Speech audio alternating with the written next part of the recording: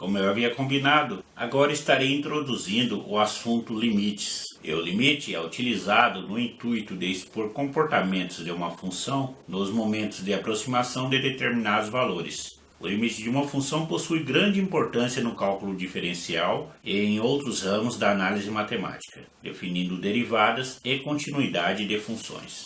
Durante as resoluções, eu vou relembrar as propriedades que eu estou citando aqui. Chamando de P1 a primeira propriedade, o limite de uma soma de funções é igual à soma dos limites de cada função. Então, seja o limite de U mais V mais W infinito, é a mesma coisa que o limite de U mais o limite de V mais o limite de W e assim por diante. P2, ou seja, a segunda propriedade. O limite de um produto é igual ao produto dos limites. Então, dados o limite de U vezes V é igual ao limite de U vezes o limite de V. P3. O limite do quociente de uma função é igual ao quociente dos limites. Então, o limite de U dividido por V é igual ao limite de U dividido pelo limite de V, sendo que o limite de V tem que ser diferente de zero. P4. Sendo K uma constante e F uma função, o limite de K vezes F é igual a K vezes o limite de F. E P5. O limite da raiz positiva de uma função é igual à mesma raiz do limite da função. Lembrando que essa raiz precisa ser real, pois estamos trabalhando dentro do conjunto dos números reais.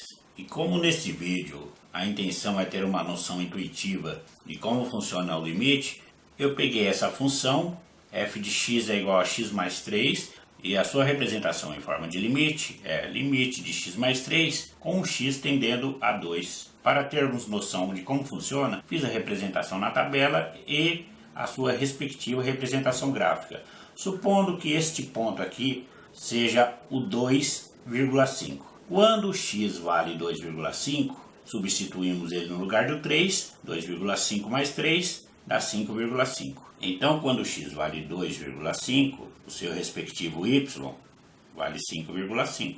Quando o x vale 2,01, o seu respectivo y vai valer 5,01. Então, nesse caso aqui, o x está tendendo a 2 pela direita. Peguei poucos exemplos aqui até para não ficar muito extensa a explicação. Mas vocês podem verificar que à medida que x se aproxima de 2, y ou f de x se aproxima de 5. Já mostrei pela direita. E pela esquerda acontece a mesma coisa. Tem 1,5, então quando x vale 1,5, y vale 4,5. Quando x vale 1,9, y vale 4,9. Isso significa que o x está tendendo a 2 pela esquerda. E o que é importante disto para nós? Quando o x tende a 2, tanto pela esquerda quanto pela direita, o y, que representa o nosso limite, tende a 5. Como eu já havia falado, quando estudamos limites, estamos estudando a aproximação de determinados valores. Então, resumindo o que eu fiz aqui. Quanto mais próximo do número 2, mais próximo de 5 fica a minha função. Tá? Então, aqui eu só quis demonstrar.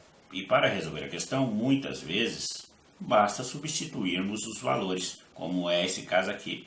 Então, no lugar do x, eu coloco 2, pois tende a 2, e 2 mais 3 é igual a 5. Então, isso quer dizer que o limite de x mais 3 quando x tende a 2 é igual a 5. Porém, existem casos que não dá para a gente simplesmente substituir os valores. E são esses casos que eu pretendo explicar durante a resolução dos exercícios. Então, agora resolvendo o exemplo 1. No exemplo 1 temos limite de x elevado ao cubo menos 3 com x tendendo a 1. Então, como aqui não tem nada que nos impeça de simplesmente substituir os valores, onde tem o x eu coloco 1. Então, ficamos com 1 elevado ao cubo menos 3. E como qualquer expressão, primeiro resolvemos a potência. 1 elevado ao cubo dá 1. Menos 3. E 1 menos 3 dá menos 2. Isso quer dizer que o limite da nossa função, quando x tende a 1, é igual a menos 2. No exemplo 2, temos o limite de 2x² mais x sobre 2x mais 1, com x tendendo a menos meio. Já substituindo esses valores na nossa expressão, estou fazendo a conta aqui embaixo, temos 2 que multiplica menos meio ao quadrado, mais meio. Menos meio ao quadrado dá 1/4. Esse 2 eu estou copiando, mais meio, pois primeiro resolvemos a potência. Então ficamos com 2 vezes 1/4, dá 1/2, mais 1/2, denominadores iguais, mantemos o denominador e somamos os numeradores, que dá 2. E 2 dividido por 2 dá 1. Então aqui no numerador temos o número 1. Agora no denominador, 2 vezes menos meio,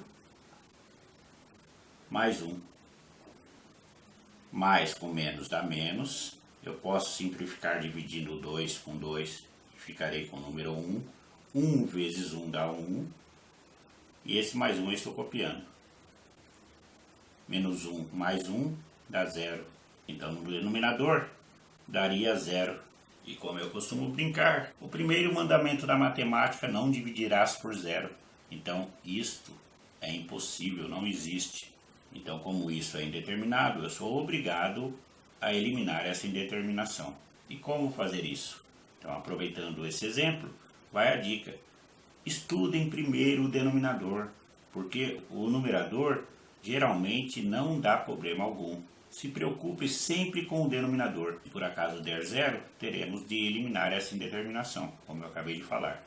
E o que dá para ser feito? Eu acho que vocês notaram que tanto o primeiro quanto o segundo termo está acompanhado de x. Então estou colocando x em evidência. 2x ao quadrado dividido por x dá 2x. Mais x dividido por x dá 1. E não é esse valor que está dentro dos parênteses que temos aqui no denominador? Então eu vou poder simplificar dividindo um pelo outro. Cancelei, cancelei. Quando eu faço isso, é como se aqui tivesse o 1. E x vezes 1 dá x.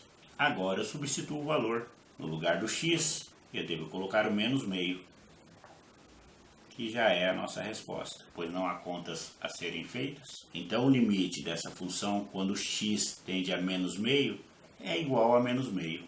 Para que esse vídeo não fique muito extenso, no próximo estarei iniciando a sequência de exercícios.